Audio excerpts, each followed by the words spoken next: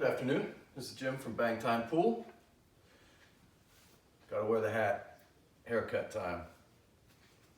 All right. Today, this is going to be designed for our beginner to intermediates. It's going to be along with my banking series. I'm going to include some kicks in there since we are using rails, and I will show you the bank technique as well near the end. So what I want to explain today is called the parallel system. It's a 1 or 2 rail kicking system, and this is going to be pretty beneficial for someone that struggles with kicking balls when someone plays safe on you or you don't leave yourself great shape.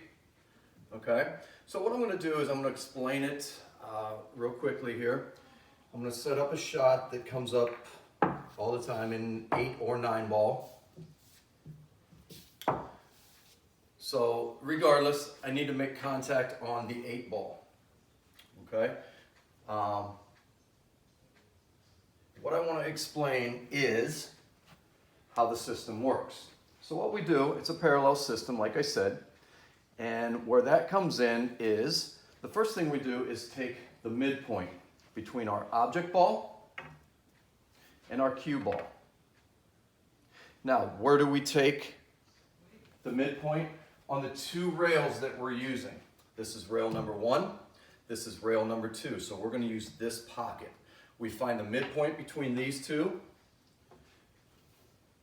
and then we parallel it to our cue ball. So let me show you what that looks like.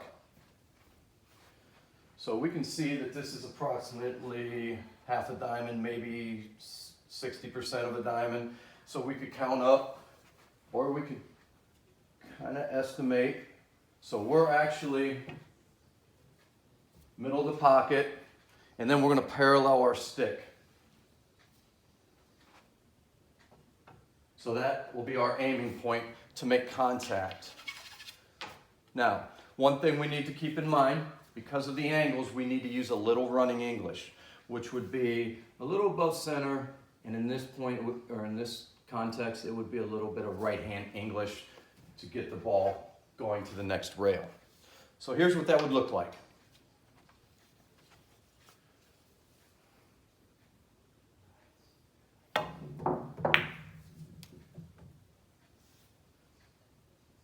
So if we were playing 9 ball,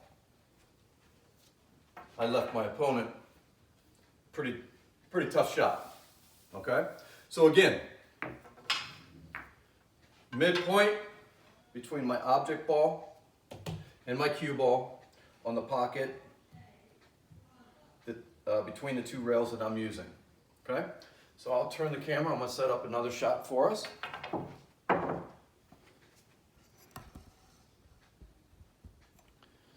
Something else that comes up all the time in both games.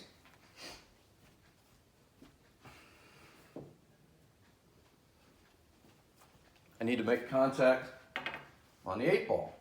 So again, as I was explaining, I'm going to use this rail, which will be rail number 1, and this rail, rail number 2.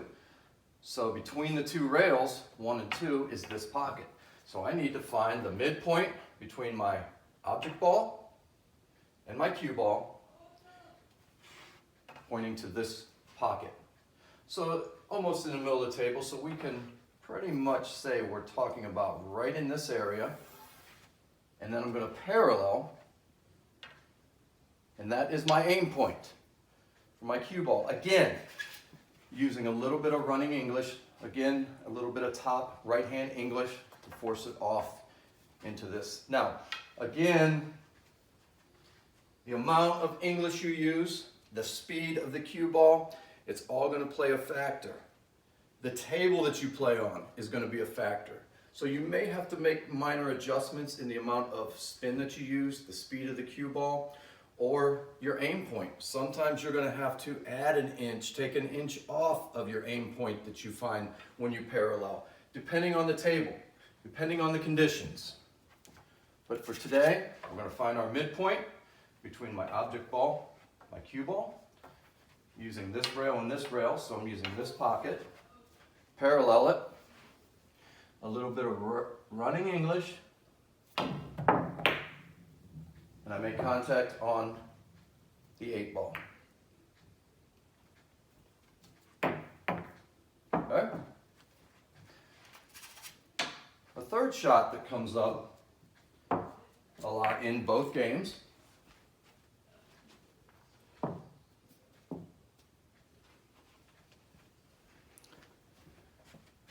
something like this. Now we could obviously try to kick this way using one rail, but we want to try to leave our opponent safe, or the hardest possible shot that we can. Okay? So again, we're going to use this rail and this rail, midpoint. So we're looking at something like this, because the pocket in between the two rails I'm using is this one. I'm going to parallel it. We're looking at right about here, again using running English.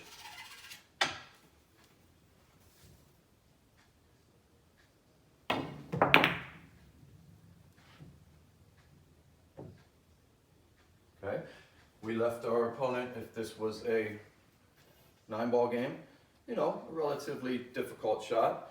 If this was an 8-ball game, he's got a tough shot on his 9-ball. Okay? Now I'm going to adjust the camera one more time. I want to come down here, and this is how I'm going to incorporate it into my banking series. Let's say we have the 8-ball here. Regardless of which game, maybe this is the 8-ball for the win. Maybe it's the 8-ball to get on the 9.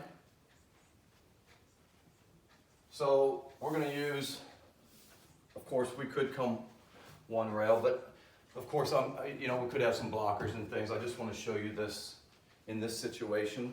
So we're using rail 1, rail 2. Now, one thing I want to add, so we're going to parallel off this pocket, obviously. So we find the midpoint, and as we can see, this would be 1, this would be 2. So basically, a little above 1, pointing towards our pocket, we parallel, we're kind of almost on diamond 1 over there. Now, one thing I want to point out, when we are banking, we can just use one rail, which would be this rail. If you want to do that, just use high English above center. That way it won't force it this way. But if it's in a position where the possibility of scratching, if it's up here, we're okay. If it's right in the center, you might want to use a short rail here to float up. Okay?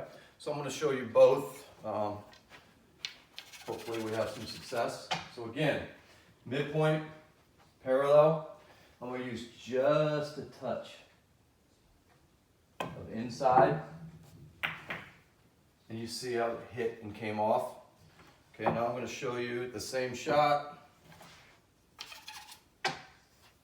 Midpoint, using rail 1, rail 2, so we use this pocket. Parallel it. We know it's 1 diamond. Now if I just use straight top, okay, that's what I'm talking about, scratching. Okay, so that's why you want to use a little bit of running English on this, depending. Now if that cue ball, or if that object ball was here, we would have come in and bounced. But it just depends on the placement of your object ball. Okay? So I hope this is beneficial to you.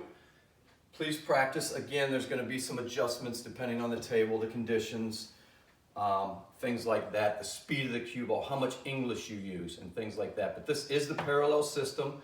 It's very dependable. I am going to continue using this system in future videos. I want to explain pocketing balls when balls are on the rail. We want to get a little more precise with it, things like that. I want to make some adjustments, so if we want to hit the ball fuller and we want to make a full hit on the ball to play it safe, we're going to get into that as well. All right? I appreciate you watching. If you like the video, give me a thumbs up. Please comment. Let me know what you think. And if you're watching this for the first time and haven't subscribed, please check out my other 75 plus videos. And please subscribe if you haven't. All right? Happy Easter to everyone. Please be safe. And other than that, have a good one.